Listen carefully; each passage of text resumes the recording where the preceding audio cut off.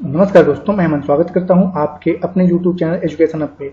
यह सीटेट के इन्वायरमेंट का 12वां क्लास है और आज के क्लास में हम देखेंगे परियोजना विधि के बारे में कि परियोजना विधि क्या है, इसके क्या उपयोगिता हैं और शिक्षण की इसमें क्या भूमिका है और साथ ही साथ इनसे किस प्रकार के क्वेश्चन पूछे जा सकते हैं। तो अगर अभी भी आपने चैनल को सब्सक्राइब नहीं किया तो चैनल को सब्सक्राइब अवश्य कर लें तथा इस पीडीएफ को प्राप्त करने के लिए आप हमारे टेलीग्राम से जुड़ सकते हैं, जिसका लिंक वीडियो के डिस्क्रिप्शन में दिया हुआ है।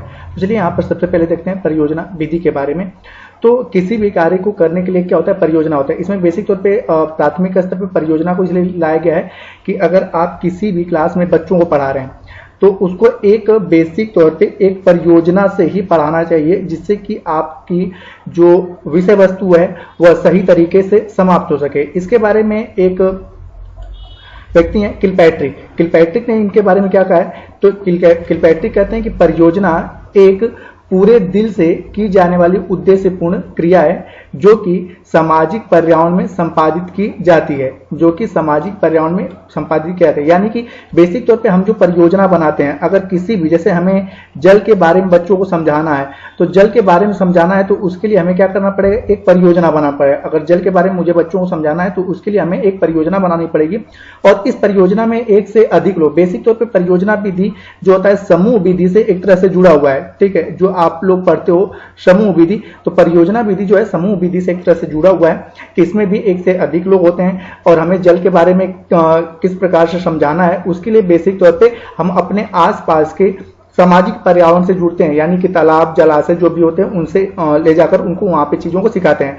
अब आगे बढ़ते हैं। यहाँ पर ये होता है कि पर्यावरण अध्ययन के माध्यम से सीखने में परियोजना विधि का उपयोग क्या क्या है। तो यहाँ पे हम देखते हैं उपयोग में, तो जो सबसे पहला उपयोग आता है वो क्या है, तो आपका कि यह अपने वातावरण के बारे में सीखने का सशक्त तरीका है। अपने वातावरण के बारे में सीखने का सशक्त तरीका का मतलब ये होता है कि बेसिक तौर पे हम जो सिखाएंगे वह अपने वातावरण से ही सिखाएंगे, ठीक है। जैसे कि मैंने आपको बताया कि जल के बारे में हमें सिखाना है तो हम जो भी एग्जाम्पल देंगे, हम ऐसा एग्जाम्पल देंगे कि जो कि हमारे, ठीक है, वातावरण में उपलब्ध हो। तो पहला है कि हम अपने वातावरण के सिखाने के लिए क्या है, एक सबसे अच्छा तरीका है।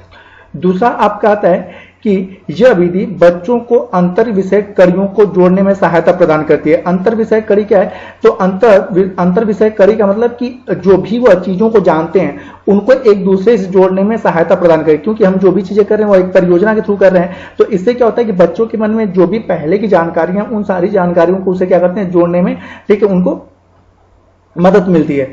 आगे की अगर बात करें तो यहाँ पे है कि परियोजना बच्चों के वास्तविक जीवन की परिस्थितियों में उनसे काम करवाने के लिए बहुत ही उपयोगी है। तो इसके बारे में आप जान सकते हैं। अगला जो आपका है वह कहता है कि यह शिक्षक को इस योग्य बनाता है कि वह बच्चों में कई प्रकार की योग्यताओं और कुशलताओं का विकास कर सकें। जैसा कि मैंने बताया, परियोजना क्या होता है कि दिल से करने वाली एक प्रक्रिया होती है जिसमें एक से अधिक बच्चे होते हैं। तो इसमें जब एक से अधिक बच्चे होते हैं तो बच्चे क्या क्या कर पाते हैं, तो अनुसंधान करना सीखते हैं, साथ ही साथ चीजों का अवलोकन करना सीखते हैं और उनका विश्लेषण भी करते हैं और चीजों को भली भांति समझते हैं और अंतर व्यक्तित्व कौशल समस्याओं का समाधान भी करते हैं। जैसे उनके मन में जो भी चीजें हैं जिनको वह जानते हैं उनको, ठीक, उन समस्याओं का अपने से समाधान भी करते हैं और संसाधनों का प्रबंधन करना जानते हैं। और सबसे महत्वपूर्ण यह है कि जो योजनाएं बनाने में उन्हें पूरा करने में प्रयोग होते हैं। मतलब कि अगर वह किसी भी विषम परिस्थिति में फंसे या कभी आगे चल के पूरे समाज का दायित्व उनके ऊपर आता है तो एक बेसिक तौर पे एक परियोजना बनाकर, ठीक है, उस विषम परिस्थिति से उन्हें निकाल सकते हैं। तो ये होता है उपयोग परियोजना विधि के। अब आगे बढ़ते हैं। यहाँ पर तो आगे लिखा गया है यहाँ पर कि परियोजना विधि की उपयोगिता क्या है। परियोजना विधि की उपयोगिता क्या है, तो यह क्या है, अधिगम के नियम, जैसे कि अधिगम हेतु तैयारी करना। जैसे अगर आप किसी भी चीजों को सीखना चाहते हो तो सीखने के लिए तैयार हो जाना, साथ ही साथ अभ्यास में लिप्तता। इससे क्या होता है, जिस चीज को आप सीख रहे हो उसमें बेसिक तौर पे आप उस कार्य को कंटिन्यू करते हो और इसका प्रभाव तथा प्रोत्साहन का घटक इत्यादि इस विधि में भली भांति प्रयोग होता है। तो जैसे बेसिक तौर पे अगर हम किसी चीज को, जैसे बच्चों को अगर कहानी सुना रहे हैं या बच्चों को जल के बारे में पढ़ाना है तो सबसे पहले हम क्या करेंगे, परियोजना विधि बनाएंगे।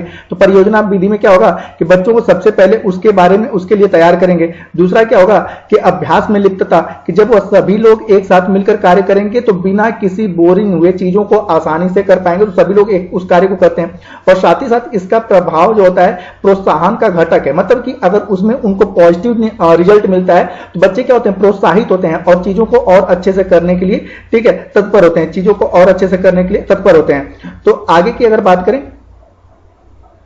तो अगला आपका है कि अनुभव वास्तविक जीवन पर आधारित होता है, इसलिए बच्चे लंबे समय तक बना रहता है। ठीक है, तो जैसे मैंने कहा कि इसमें जो भी क्रिया आप करवाओगे, ठीक है, हम ये देख पाएंगे कि उनसे बच्चों, मतलब कि वो क्रियाएं करवा सकते हैं कि जिससे कि वह घटनाएं बच्चों के आसपास, जैसे कि मैंने कहा एक जल को लेकर या हमें वृक्षों के बारे में लोगों को जागरूक कर, बच्चों को जागरूक करना है, तो क्या होगा कि उनके वास्तविक जीवन पर आधारित होता है कि जल क्या है, समाप्त हो जाएगा तो समस्या उत्पन्न होगी, या वृक्ष जो होंगे समाप्त हो जाएंगे तो समस्या उत्पन्न होगी।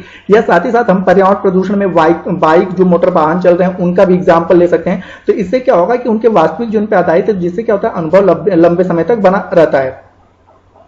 आगे आता है कि यह वास्तविक जीवन की समस्याओं को समझने के लिए अंतर्दृष्टि को विकास करने हेतु प्रभावशाली है। तो जैसा मैंने बताया कि जो चीजें उनके साथ हो रही हैं, अगर उन्हीं चीज का हम एग्जाम्पल देंगे तो उनके अंतर्दृष्टि का विकास होता है और लंबे समय तक उस प्रकार के कार्यों को नहीं करते हैं जिससे कि उनके पर्यावरण को हानि पहुंचे।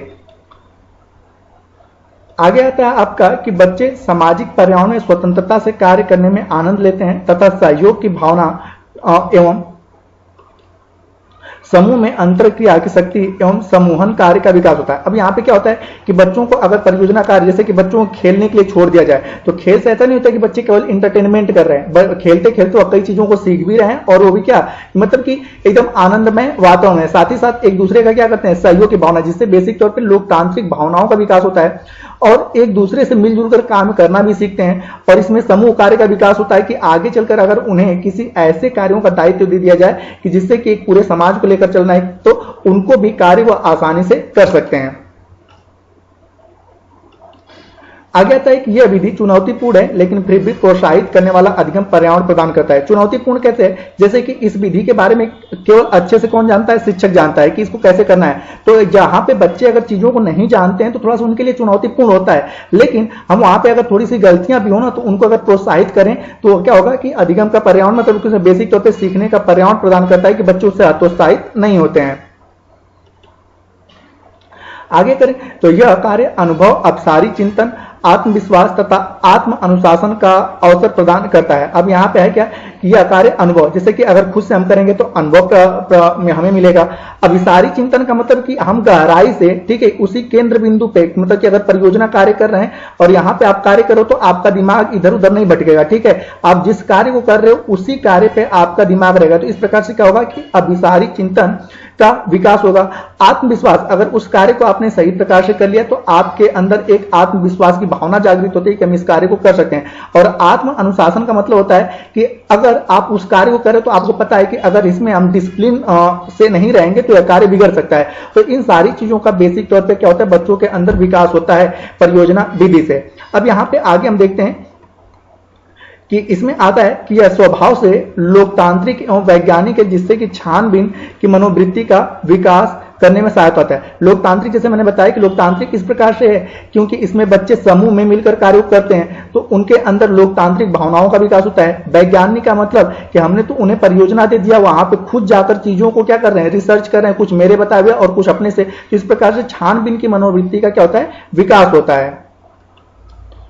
अब यहाँ पे देखते हैं कि एक शिक्षक के रूप में यहाँ पर भूमिका क्या होती है। तो शिक्षक के रूप में अगर भूमिका की बात करें तो स्पष्ट समय योजना बनाए। अगर आप एक शिक्षक हैं तो आपको क्या करना पड़ेगा कि एक ऐसी समय योजना बनानी पड़ेगी कि जो, जैसे कि आपका अगर 40 मिनट का या 35 मिनट का क्लास है तो वह परियोजना लगभग 35 मिनट में ही क्या हो जाए, समाप्त हो जाए, ठीक है।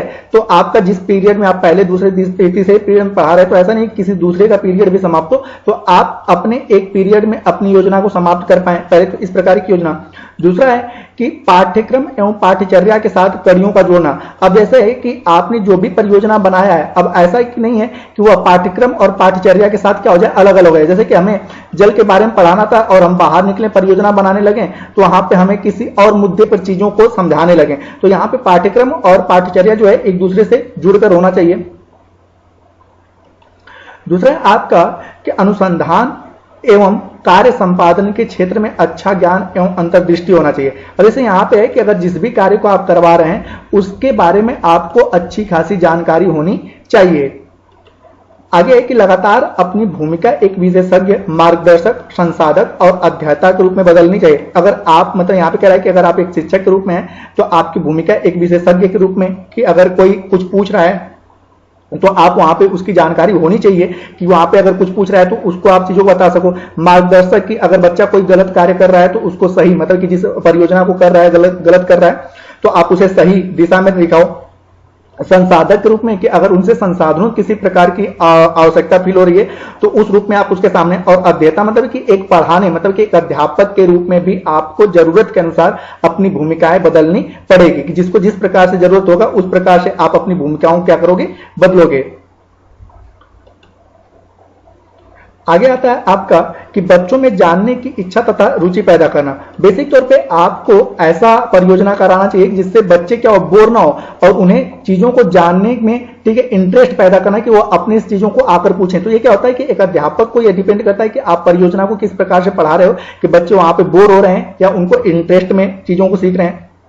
साथ ही साथ यहाँ पे कि शर्मीले एवं अंतर्मुखी बच्चों को सामने तथा सक्रियता से भागीदारी करने को प्रोत्साहित करना। कई बार होता है क्या है यहाँ पर कि कुछ बच्चे ऐसे होते हैं जो ग्रुप में कार्य करना पसंद नहीं करते हैं, तो उन्हें बेसिक तौर पे क्या कि वह या तो शर्मीला है या तो वह अंतर्मुखी बच्चा है। तो इन बच्चों को भी वहां पर किसी भी प्रकार का असंगति फील ना हो और वह भी आसानी से आकर ठीक है चीजों को आपसे पूछें और लोगों के साथ कार्य करें। तो इस प्रकार से आपको प्रोत्साहित करना पड़ेगा। तो यहां पर बेसिक तौर पे कहा जा सकता है कि पर्यावरण अध्ययन जीवन कौशल से जुड़ा है, अतः परियोजना विधि इसके लिए बहुत ही संगत है। ठीक है कि परियोजना विधि में क्या होता है कि आप पर्यावरण अध्ययन कर रहे हो और उसमें ज्यादातर चीजें क्या है कि आपके जीवन कौशल से जुड़ा, और जीवन कौशल में लोग बाग हमेशा एक दूसरे से क्या होते हैं, जुड़े होते हैं। तो परियोजना विधि भी लगभग क्या है कि इसमें जो भी लोग कार्य करेंगे एक दूसरे से जुड़कर कार्य कर सकते हैं। तो ये रहा आपका परियोजना विधि। अब इससे संबंधित हम कुछ क्वेश्चन को देख लेते हैं।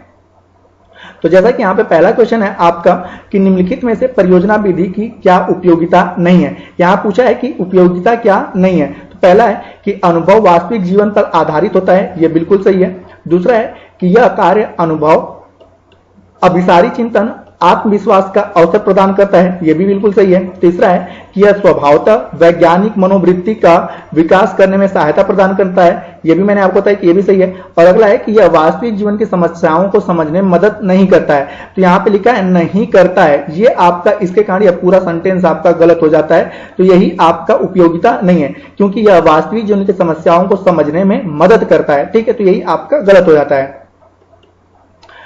अगला प्रश्न है कि परियोजना विधि में निम्न में से कौन सी शिक्षक की भूमिका नहीं है। पहला है कि